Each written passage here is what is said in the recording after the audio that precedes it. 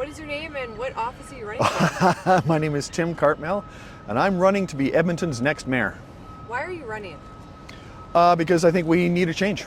I've been here for 8 years. I've been trying to work against some of the things that council has done. I've been trying to speak the mind of the people that I represent. I have consistently voted against and pushed back on the things that people are really upset about. Now I want to get to the higher chair, have more influence, lead the city in the way that most people want to see it go, and bring a team of people with me to actually achieve that. What is your most recent job? Obviously with council, mentioned that, but prior to that. So I own a consulting engineering company. I have a BSc in structural engineering and a master's degree in engineering management. And I have a small firm that designs and or manages building projects. I also do a lot of investigative engineering. So building collapses, floods, fire reconstructions, that kind of a thing. That was the work I was doing for 30 plus years up until about 18 months ago when I shut it down to chase the mayor nomination. If you are elected, what would be your first priority to fix? Infill. First 40 days we're fixing infill, all the things that people do not like about those plexes. So the height, the setback off the back, how far it is from the other houses, does it fit into the community, parking on site, managing the trash, maximum of 4 units, all the things. Right out of the gate, this is the first motion. Fix this immediately and shift our housing focus to those great big spaces where we can build thousands of units that will actually make a difference. So Blatchford, East Downtown, the old Northland site, the university spaces, the West 240 South Campus.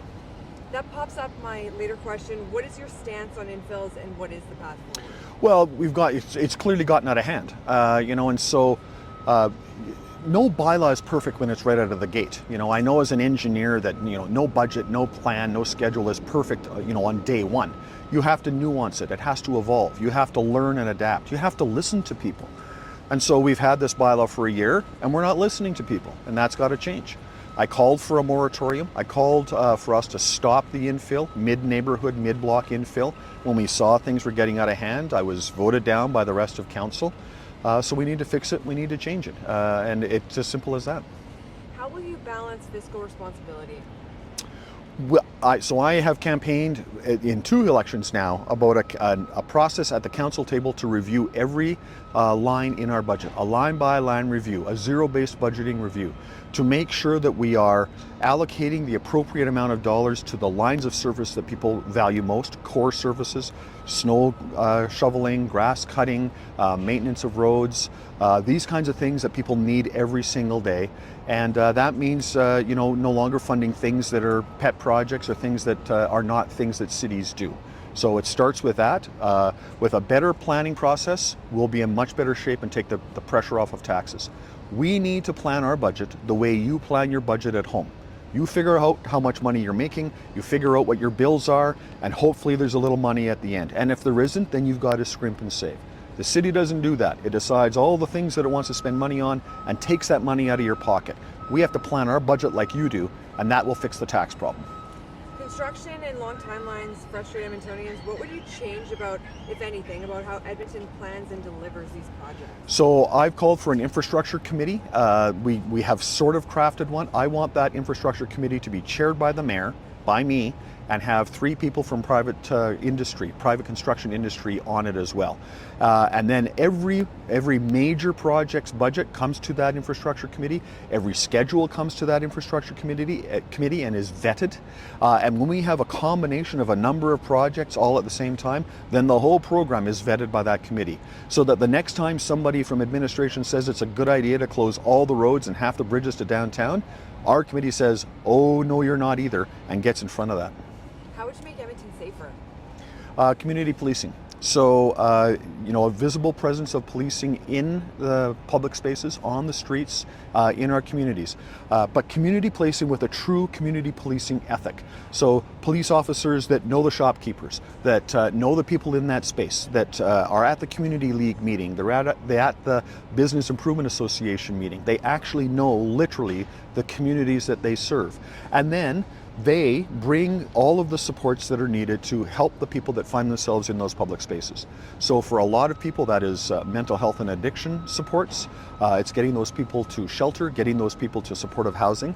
It is a zero tolerance policy for walking past either the disorder or the vulnerable in our community and making sure that we bring help. It's having social service agencies accompany those officers to those public spaces and help with that solution set. And it's a little bit of accountability for those that would prey on the vulnerable in our public spaces. What do you think of the relationship between the city, or the city's relationship with the province, and how do you think it should be? I think it generally doesn't really exist, and it needs to be fixed and it needs to be reestablished. And I can tell you that, at least one of my opponents is saying that he's effectively abandoned that relationship, that he's tired of waiting for them to see it his way, so he's going to go do it his own way and do that with property taxes.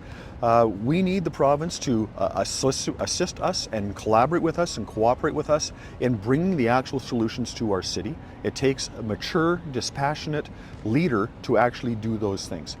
I've led design teams and construction teams for 35 years. I know that I can go to those tables, be understood, defend my city, stand up for my city, but at the same time bring those collaborative solutions that a provincial relationship gives us.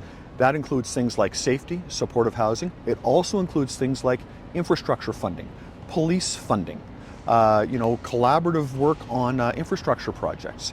So, I can speak well to all of these things. I have the relationships already with a lot of the people at the provincial level.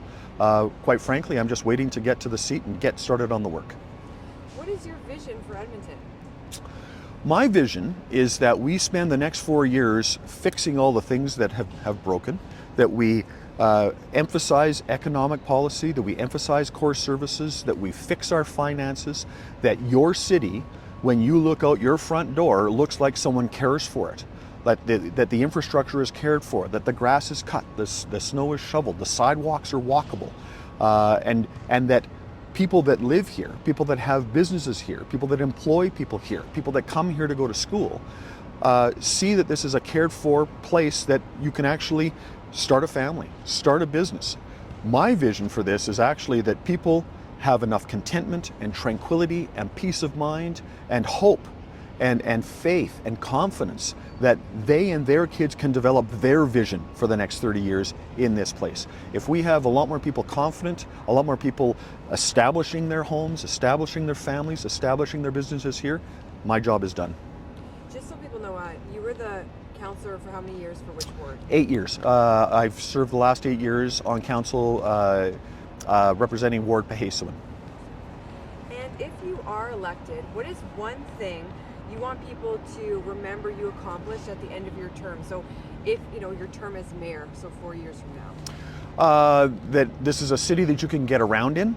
It's a city that you can, that understands you, that listens to you, that you feel confident, you feel heard, that it's a place you want to be. There's so many things going for Edmonton. Edmonton is a place that when we eliminate all the noise that comes from other places, when Edmonton does Edmonton, for Edmonton, by Edmonton, we're really cool. This is a wonderful community of communities.